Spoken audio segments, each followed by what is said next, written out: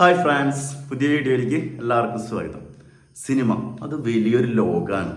ഒരുപാട് ആളുകളുടെ എഫേർട്ടാണ്, കൊല്ലങ്ങളോളൊക്കെ പ്രയത്നിച്ചിട്ടാണ് ഒരു പടം വരുന്നത്. ഏറ്റവും ചെറിയൊരു പടമായാലും മിനിമം ഒരു 3 months 6 months സമയം വേണം. ഇത് ഫാസ്റ്റായിട്ട് ഷൂട്ട് ചെയ്താലും അതിന് പിന്നിൽ ഒരുപാട് ആളുകൾ, നൂറുകണക്കിന് ആളുകളുടെ എഫേർട്ട് ഉണ്ട്. ഇപ്പോൾ പല പടങ്ങളും അറിയാം, 1, 2, 3 കൊല്ലം കഴിഞ്ഞിട്ട് ഷൂട്ട് കഴിഞ്ഞ് വരുന്ന പടങ്ങളുണ്ട്. അപ്പോൾ ആ പടങ്ങളൊക്കെ ക്യാമറയിൽ പകർത്തിയിട്ട് ടെലഗ്രാം പോലുള്ള അതിലൊക്കെ അപ്ലോഡ് ചെയ്യുന്ന ആളോട് പറയാനുള്ള ഒരു വീഡിയോ ആണ് ചെയ്യാൻ പോകുന്നത്. ഗുരുവായൂർ അമ്പലനടയിൽ എന്നൊരു പടത്തിനെ കുറിച്ച് സുപ്രിയ പ്രൊഡക്ഷൻ അല്ല പടം ചെയ്തത്, പൃഥ്വിരാജ് പ്രൊഡക്ഷനാണ്, ഒരു ഡൗട്ട് ഉണ്ട്. അപ്പോൾ ആ പടത്തിൻ്റെ ഫസ്റ്റ് ഡേ തന്നെ അതിൻ്റെ പ്രിൻ്റൊക്കെ പോയിട്ട് തമിഴ് റോക്സ് എന്ന് പറഞ്ഞൊരു ചാനലിൽ അപ്ലോഡ് ചെയ്തിരുന്നു. അപ്പോൾ അത് സംബന്ധമായിട്ടാണ് നമ്മൾ ഈ വീഡിയോ ചെയ്യുന്നത്. ഈ പടം എൻ്റെ നാട്ടിൽ ഷൂട്ട് ചെയ്തിട്ടുണ്ട്. ഒരു ദിവസം ഷൂട്ട് ചെയ്തില്ല. ഈ പടം കണ്ട സമയത്ത് ഒരു ഭാഗമാണ് അതിലുള്ളത്. പൃഥ്വിരാജ് കല്യാണം പറയാൻ വരുന്ന ഒരു ബൈക്കുമ്പോൾ വരുന്ന ഭാഗമാണ് ആ പടത്തിലുള്ളത്. അപ്പോൾ അവിടെ ഒരുപാട് ക്രൂവിനെ ഞാൻ കണ്ട്, ഒരുപാട് ആളുകൾ ഒരുപാട് സമയം ഒരു ദിവസം നിന്നിട്ടാണ് ആ ഒരു സീൻ എടുക്കുന്നത്. എനിക്കാകെ അതിശയം ഈ പടം കണ്ട സമയത്ത് ഇവർ ഇത്ര നേരം പണിയെടുത്തിട്ട് ആ ഒരു സീൻ എടുത്ത് അതിനാണ് ഇവിടെ ഷൂട്ട് ചെയ്യാൻ തോന്നുന്നത്. അവിടെ തന്നെ ചെയ്താൽ പോരെന്ന് വരെ തോന്നി. അപ്പോൾ എന്തെങ്കിലും കാര്യങ്ങളുണ്ടാവും, കാരണങ്ങളുണ്ടാവും അതിന്. അപ്പോൾ നമ്മൾ പറഞ്ഞത് എന്താണെന്ന് വെച്ചാൽ 2024 May 16 TVM area plus theatre ഉണ്ട്. അവിടെ വെച്ചിട്ട് ഗുരുവായൂർ അമ്പലനടയിൽ എന്നൊരു പടത്തിൻ്റെ ആദ്യ ഷോ. ചുള്ളൻ ഏറ്റവും ബാക്കിലെ റിക്ലൈനർ സീറ്റിലിരുന്നിട്ട് ജെബി സ്റ്റീഫൻ രാജ് ചേട്ടനാട്ടാളുടെ പേര്. ഒരു ചെറിയ ട്രൈപോഡൊക്കെ വെച്ചിട്ട് ഫോണിൽ നിന്ന് സാധനം പകർത്തിയിട്ട് തമിഴ് റോക്സ് എന്നൊരു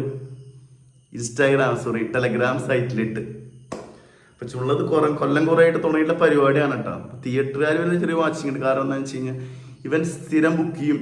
ആ നമ്പറിൽ തന്നെ ബുക്ക് ചെയ്യും, അവൻ്റെ നമ്പറിൽ തന്നെ അവൻ ബുക്ക് ചെയ്യാറ്, സ്ഥിരം സീറ്റ് എടുക്കുക. കാര്യം ഇപ്പം കുറച്ച് കൊല്ലങ്ങളായിട്ട് അവൻ ചെയ്യുന്നുണ്ടാവും. കാരണം തിയേറ്ററുകാരൊന്ന് വാച്ചിങ്ങിൽ എടുത്തത് CCTV കാര്യങ്ങളൊക്കെ വെച്ചിട്ടൊന്ന് ആളൊന്ന് ശ്രദ്ധിച്ചു. അപ്പോൾ സംഭവം July 26 പൊക്കി.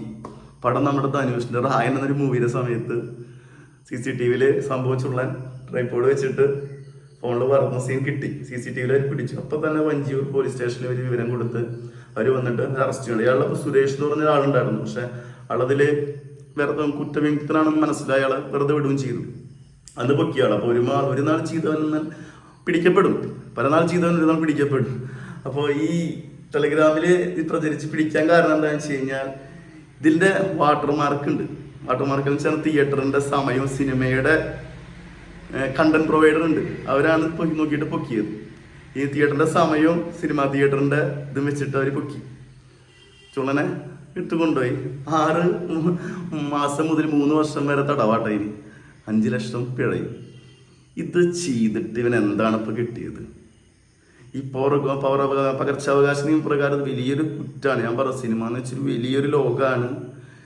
അപ്പോൾ ഒരുപാട് ആൾക്കാരുടെ എഫേർട്ടാണ്. ഈ പടം കേസായി പോയത് കൊണ്ട് ആളെ പൊക്കി. ഇപ്പോൾ അതുകൊണ്ട് തന്നെ ഇപ്പോൾ ഈ റായൻ എന്ന പടം ഹിറ്റായി കളിച്ചുകൊണ്ടിരിക്കുകയാണ്.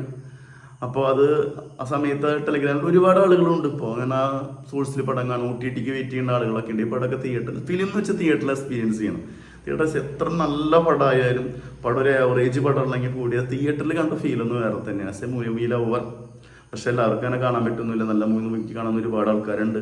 അതൊക്കെ ഉണ്ട്, ഞാൻ ഇല്ലാന്ന് പറയുന്നില്ല. ഓരോരുത്തർ സാഹചര്യങ്ങളും കാര്യങ്ങളൊക്കെയാണ് നമ്മൾ കാണുന്നത്. നമ്മളിത് വീഡിയോസൊക്കെ ചെയ്യുന്നത് കൊണ്ടാണ്. പക്ഷെ ഈ ടെലഗ്രാമിലൊക്കെ കണ്ടിട്ട് ഫീല് കിട്ടാല്. റായനെ പോലത്തെ പടങ്ങളൊന്നും കിട്ടാല്. ഗുരുവായൂർ അമ്പലനടയിലൊക്കെ ആ പടം തിയേറ്ററിൽ കണ്ടിട്ട് ആ സീനൊക്കെ ആ രീതിയിൽ നമുക്ക് എൻജോയ് ചെയ്യണം.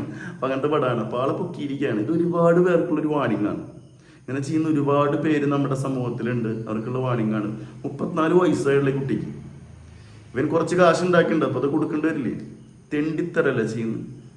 ഈ പടമൊക്കെ പരാജയപ്പെട്ട പ്രൊഡ്യൂസറുടെ പണത്തിന് നഷ്ടം. അതിൽ കാലങ്ങളോളം അഭിനയിച്ച നടന്മാർ, സംവിധാനം ചെയ്ത ആളുകൾ, അവിടുത്തെ അതിൻ്റെ ബാക്കപ്പ് ടീം, ക്രൂ, എല്ലാവരും ജീവൻ സെറ്റിൽ ചായ കൊണ്ട് അടക്കുന്ന ആളൊരു എഫേർട്ട് ഉണ്ടായി. അവരെ പണി ചെയ്യുന്നുണ്ട്. അപ്പോൾ ആ ചായ അവിടെ എത്തണമല്ലോ.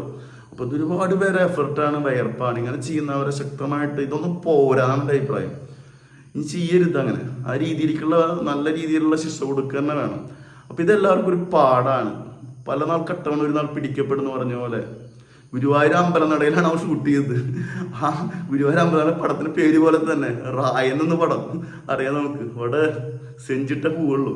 അപ്പോൾ സെഞ്ചിട്ട് പോയി പണി കൊടുത്തു. അപ്പോൾ തിരുവനന്തപുരം ഏരിയ പ്ലസ് തിയേറ്ററിൽ എല്ലാവർക്കും ഒരു ബിഗ് സെയിൽ വിട്ടു കേട്ടോ.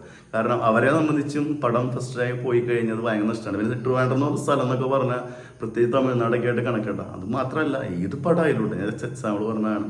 ഇപ്പോൾ ഗുരുവായൂർ അമ്പലനടയിൽ കേസ് കൊടുത്തുകൊണ്ടാണ് ഇങ്ങനെ ഒരു ഇത് വന്നത്. അപ്പോൾ എല്ലാ ഫിലിം മേക്കും വന്നുകൂടി അതൊക്കെ ചെയ്യുന്നത് വലിയ തെറ്റാണ് ശരിക്കും. ഒരു സീനൊക്കെ എടുത്ത് ചെയ്യുന്ന അങ്ങനെ നമ്മൾ സ്റ്റാറ്റസ് വെക്കാനൊക്കെ ഉപയോഗിക്കാറ്. പക്ഷെ അതൊക്കെ എന്ന് പറഞ്ഞു കഴിഞ്ഞാൽ ഒരു പേര്, ഫിലിമിൻ്റെ ഒരു പേര് ഫോട്ടോ എടുത്ത് സ്റ്റാറ്റസ് പിന്നെയും കുഴപ്പമില്ലെന്ന് എനിക്ക്. പക്ഷേ ചില ഭാഗങ്ങൾ, എൻട്രി സീനുകൾ, അതൊക്കെ വെച്ചൊരു പടത്തിൻ്റെ മെയിൻ സാധനങ്ങളല്ല. ഇപ്പം നമ്മുടെ സൂപ്പർ സ്റ്റാറുകളൊക്കെയാണ് വരുന്ന സീനുകളൊക്കെ എന്ന് പറഞ്ഞു കഴിഞ്ഞാൽ പിന്നെ കാണുന്ന ആളുകൾക്ക് അതൊരു എന്തോ ഒരു നെഗറ്റീവ് ആണത്. അപ്പോൾ അങ്ങനെയൊന്നും ചെയ്യാതിരിക്കുക. ഇൻഡസ്ട്രി എന്ന് വെച്ചാൽ വലിയ ഇൻഡസ്ട്രിയാണ്. നമ്മുടെ നാടിനും ഗവൺമെൻറ്റിനൊക്കെ ഇതിനുള്ള വലിയൊരു ഇൻകം കൂടി വരുന്നുണ്ട്. പിന്നെ ഒരുപാട് പേരുടെ സ്വപ്നവും അവർ ജീവിക്കുന്ന ഇതിലൂടെയാണ്. പ്രത്യേകിച്ച് കൊറോണ സമയത്തൊക്കെ നമുക്ക് അറിയാൻ പറ്റും ഇവരൊക്കെ അവസ്ഥ. പിന്നെ ഇവർ അസോസിയേഷൻ കാര്യങ്ങളൊക്കെ മുൻപന്തിയിൽ, അതിന് പൊളിറ്റിക്സും കാര്യങ്ങളൊക്കെ ഉണ്ടില്ല എന്നല്ല ഞാൻ പറയുന്നത്. പക്ഷേ അതിൽ ജീവിക്കുന്ന ഒരുപാട് പേരുണ്ട്. അപ്പോൾ ഇങ്ങനെയൊക്കെ ചെയ്ത് കഴിഞ്ഞാൽ, പ്രത്യേകിച്ച് ഇപ്പോൾ സാറ്റലൈറ്റ് കാര്യങ്ങളൊക്കെ ആയിട്ട്, അപ്പോൾ ഇത് ചെയ്തിട്ട് ഇപ്പോൾ അയാൾക്കുണ്ടായ സംഭവം ഇതാണ്. ഇതിന് പിന്നെ ഒരു വലിയൊരു നെറ്റ്വർക്ക് തന്നെ ഉണ്ടെന്ന് എനിക്ക് തോന്നുന്നു. അപ്പോൾ അവരൊക്കെ ഇതിൻ്റെ മുന്നിലേക്ക് തന്നെ പിടിച്ച് കൊണ്ടുവരണം ശരിക്കും. ഇത് ഈ നാളെ ചെയ്യ ഒരാളെ പോലും പ്രേരിപ്പിക്കരുത് എന്നാണ് എനിക്ക് ഈ വീഡിയോയിലൂടെ പറയാനുള്ളത്. വേറെ ഒന്നല്ല. അതുകൊണ്ടാണ് വീഡിയോ ചെയ്തത്. എനിക്ക് ആസ് എ മൂവി ലവർ എന്ന രീതിയിലേക്ക്